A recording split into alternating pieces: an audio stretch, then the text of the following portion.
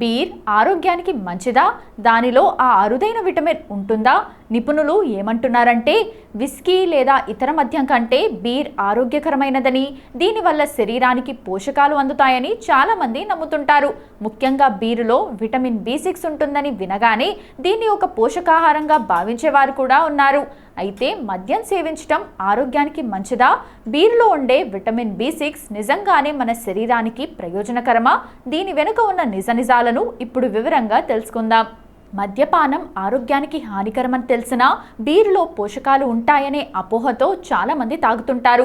Beer తయారీలో barley, గోధుమలు, brewers east వంటి ముడి పదార్థాలను వాడటం వల్ల వాటిలో సహజంగా లభించే విటమిన్ B6 బీర్లోకి చేరుతుంది. అయితే విటమిన్లు ఉన్నంత మాత్రాన మద్యం ఆరోగ్యకరమైన డ్రింక్ అని పిలవలేం. విటమిన్ B6 ప్రాముఖ్యత, బీర్తో దీనికి ఉన్న సంబంధం గురించి తెలుసుకుందాం. బీర్ విటమిన్ B6 సంబంధం. విటమిన్ B6 ప్రాముఖ్యత. ఇది మెదడు పనితీరుకు, నాడి వ్యవస్థ ఆరోగ్యానికి, హిమోగ్లోబిన్ ఉత్పత్తికి, రోగనిరోధక శక్తికి చాలా అవసరం. శరీరం దీనిని స్వయంగా ఉత్పత్తి చేయలేదు కాబట్టి మనం తీసుకునే ఆహారం ద్వారానే దీనిని పొందాలి. బీర్లో విటమిన్ B6. బార్లీ, గోధుమల వల్ల బీర్లో కొంత మొత్తంలో విటమిన్ B6 ఉంటుంది.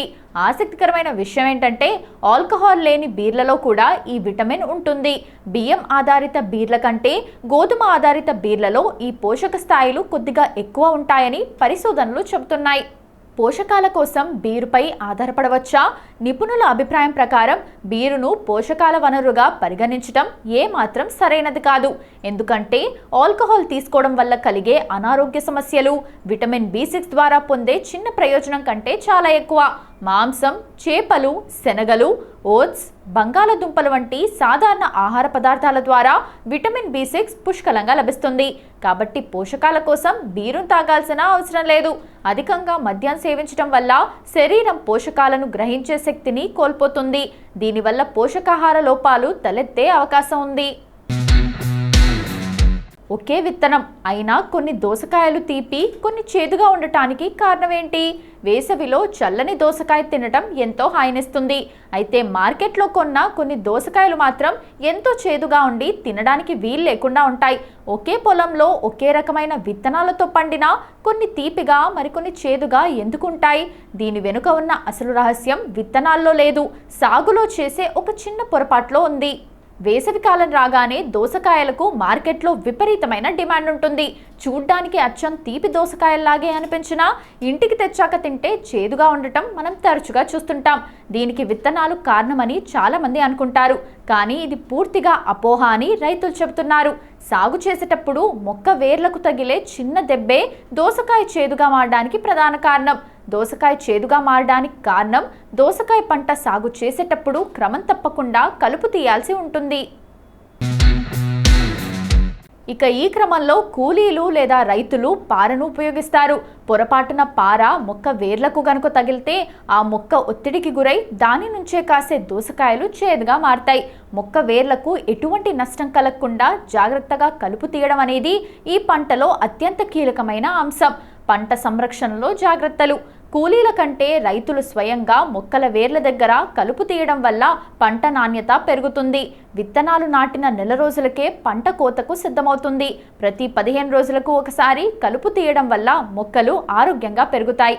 చేదు దోసకాయలను కేవలం చూసి గుర్తించడం అసాధ్యం. కాబట్టి కొనే ముందు లేదా తినే ముందు చిన్న ముక్కను రుచి చూడటమే ఏకైక మార్గం. ఎందుకు అలా జరుగుతుంది? మొక్క వేర్లు దెబ్బతిన్నప్పుడు మొక్క తన రక్షణ వ్యవస్థను మార్చుకుంటుంది. ఈ ఒత్తిడి కారణంగా దోసకాయలో కుకుర్బిటాసిస్ అనే పదార్థం ఎక్కువగా ఉత్పత్తి అవుతుంది. ఇదే చేదు రుచికి కారణం. మొక్క ఆరోగ్యంగా ఉంటే ఈ పదార్థం చాలా తక్కువగా ఉంటుంది. దోసకాయ తీపిగా ఉంటుంది. చిన్నపాటి అజాగ్రత్త పంట మొత్తాన్ని నాశనం చేస్తుందని రైతు బసంత్ హెచ్చరిస్తున్నారు. వేసవిలో వడదెబ్బకు చెక్ పెట్టే అద్భుతమైన పానీయం. నిమిషాల్లోనే బేల్ షర్బత్ ఇలా తయారు చేసుకోండి. వేసవి కాలంలో శరీరం త్వరగా అలసటకు గురవుతుంది, దాహం వేస్తుంది. ఇలాంటి సమయంలో బేల్ పండు అంటే వెలగపండు నుంచి తీసిన పానీయం వడదెబ్బ తగలకుండా మనల్ని కాపాడుతుంది. బేల్ పండులో జీర్ణక్రియను మెరుగుపరిచే సహజ సమ్మేళనాలు ఉండటం వల్ల ఇది పెద్దలకు, పిల్లలకు ఎంతో మేలు చేస్తుంది. ఒకే ఒక పెద్ద పండుతో 10 లీటర్ల షర్బత్ తయారు చేసుకునేంత సులభమైన పద్ధతిని ఇప్పుడు చూద్దాం. బేల్ షర్బత్ తయారీకి కావలసిన పదార్థాలు: బేల్ పండు అంటే వెలగపండు ఒక పెద్దది, చక్కెర 1 కిలోగ్రామ్, నిమ్మరసం 250 గ్రాములు, జీలకర్ర పొడి, చాట్ మసాలా తగినంత, నల్ల ఉప్పు లేదా రాతి ఉప్పు రుచికి సరిపడా, ఐస్ క్యూబ్స్ తగినన్ని.